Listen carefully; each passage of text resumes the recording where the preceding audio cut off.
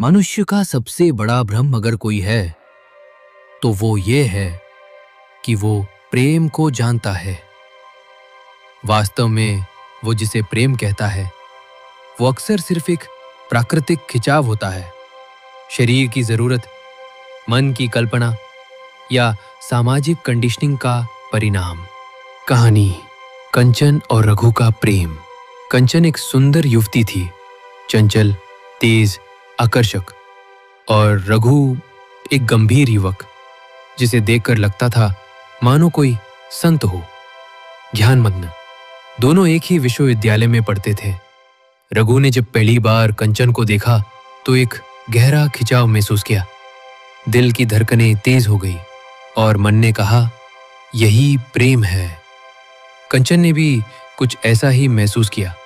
रघु की शांति उसे रहस्यमय लगी। उसने कहा, मैं तुमसे प्रेम करती हूं। कुछ महीने बीते।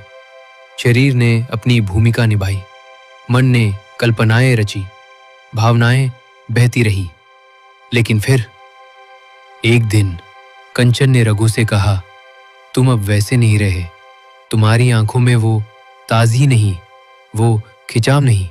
रघु ने धीरे से कहा, क्योंकि अब मैं देख पा रहा हूं कि ये खिंचाव प्राकृतिक था, शाश्वत नहीं। हमने जिस क्षण को पकड़ लिया उसे प्रेम कह दिया, जबकि वो सिर्फ एक शारीरिक आकर्षण था। जिसे तुम प्रेम समझते हो वो अक्सर एक हार्मोनल घटना होती है।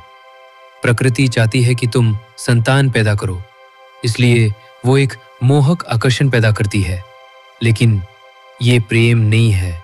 प्रेम में ना तो अपेक्षा होती है, ना नियंत्रण, ना स्वामित्व। प्रेम में सिर्फ एक बात होती है, स्वीकृति, मौन, एक उपस्थिति। तुम किसी को चाहो, उसके साथ रहो, बिना किसी मांग के, बिना ये कहे कि तुम सिर्फ मेरे हो। प्राकृतिक खिंचाव बनाम प्रेम, अंतर क्या है? प्राकृतिक खिंचाव समय के साथ फीका पड़ जाता है। प्रेम समय के साथ गहरा होता है। प्राकृतिक खिंचाव शरीर से जुड़ा है, प्रेम आत्मा से।